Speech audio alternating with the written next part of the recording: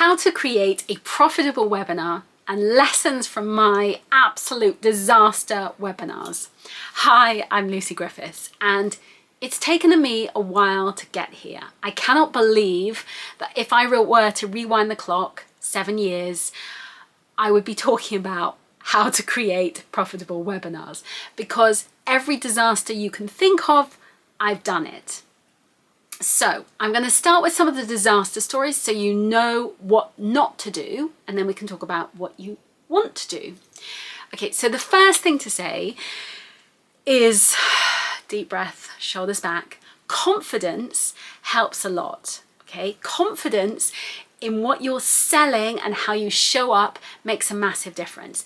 If you don't believe in yourself and what you have to offer, then it's really difficult to sell. And so for me in the beginning, I was quite good on camera, but I really struggled with selling and putting myself out there and making that offer. And it was so wrapped up in me personally. It was kind of, I just felt like I was selling myself, and that makes me really vulnerable and really like I'm a disaster. So when I could detach the thing that I was selling from myself, so when it became a course or an offering rather than it became, oh, buy me, that was a mental shift that really helped me. So start thinking of your products and services as just, oh, I'm going to help you overcome this problem and this common problem. I'm going to help you with this, and yeah, we have a solution to this. Oh, and if you'd like some help with that, I've got this. If this is of help to you, this is how much it is. And when you do it that way, it becomes so much easier, and it just sounds really simple. It's like no nonsense. That's it. But that is the secret. But obviously it takes work to get to that point. And so these are some of the things that I really learned. So when I first started doing webinars, I would absolutely blitz people with like, oh, this is how you do this, this is how you do this. And I would basically do a training session on the webinar. And that is a big no, okay? Don't do a training session on a webinar. So really think of your webinar as a way to overcome recognize the problem, show the problem, like really spell it out. This is the problem, talk about it so they go, oh yes, I have that problem. And then you say, oh, and talk about your story of how you overcame that problem. And then do the same with another problem and how you overcame that problem, or your clients overcame that problem, and share testimonials and feedback. So you're giving breathing, living examples of how you overcame these particular problems, or your clients overcame these problems. And then you can say, oh, well, if you'd like some help with this, then here's my offer. This is how much it is. There you go. And so you're not then saying, oh, buy this thing, buy this thing. You're just allowing them to go, oh, well, yeah, I need it, because you've already talked through these different offerings, and it becomes a no-brainer.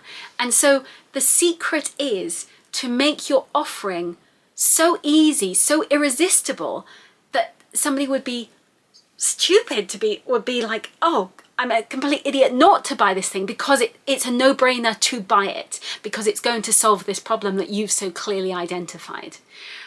And so that's how you make your webinars irresistible.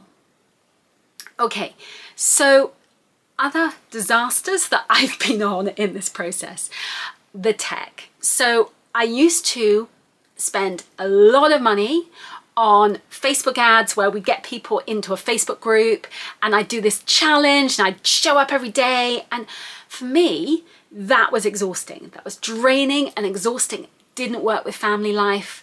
It was really hard to manage with an autistic son who needs me to be present. I can't be off going, oh, sorry, love, just wait 10 minutes while I just go and do this on camera. I have to be really present with him. And if I'm not, things spiral, he derails, and everything goes wrong. And so I need to keep home life really calm, really simple, where I'm focused on him. and then everything else flows and it's much, much easier. So those big launches did not work for me in my life, particularly as a single parent.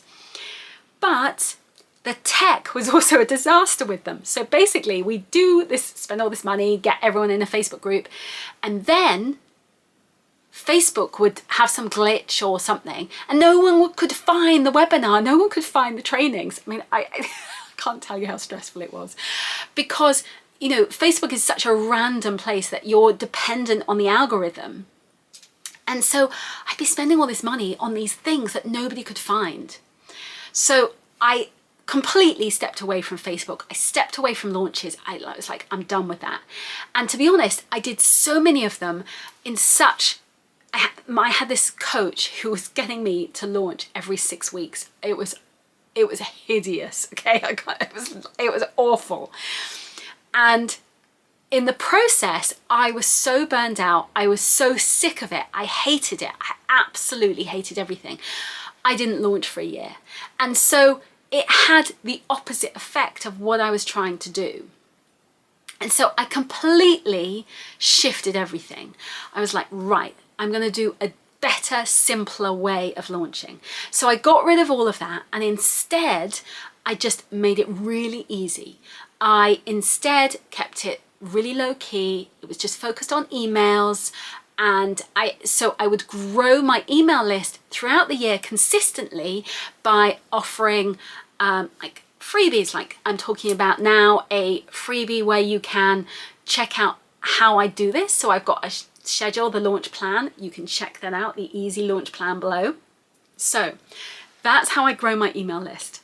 And from that, people join my email list, and then I will email you, shock horror, about different offers and products that I may be selling throughout the year. But I will set those up in a way that's manageable for me. I'll do it where everything's planned, everything's managed, and it's easy. It's no stress, it's managed, it's planned in advance. So I don't do it in the holidays. I do it when it works for my son and school time, but I have it planned out. So I hold myself accountable. It's planned, it's scheduled, but it's low stress. And so when it happens, it's not a big stress. It's just like, oh yeah, an email's gone out. Oh, we need to schedule a bunch of social media posts, but those posts are already pre-written. And so it means I'm just doing it quietly. As an introvert, I can manage it, and it's not this big stressful energy. And so that made the process much more low-key, much easier. So it meant that I was happy to launch again and again. And so rather than it being like this big launch where you go, oh, I made this amazing amount of money, and you've seen those stories of like, oh, I've had these amazing launches. But the reality is those launches maybe have multiple affiliates. You're paying out thousands, possibly millions on Facebook ads, on affiliate partners and all these things. And it can be loads of stress, loads of drama.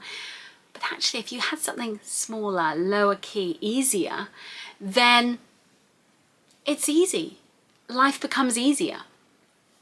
And so for me, that's what I wanted. I wanted something that was so easy that it was a no-brainer, that I was just going to do it because it was easy. And so I really say to you, make it easy, make it simple so that it becomes irresistible to your clients, but it's easy and no stress for you, because there's nothing worse than sabotaging your sales and your business because you're so stressed out.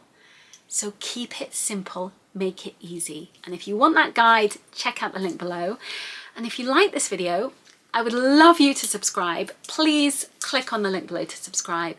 I talk loads about running an online business and how you can make it profitable and scale using passive income. Thanks so much for watching. Bye, bye, bye.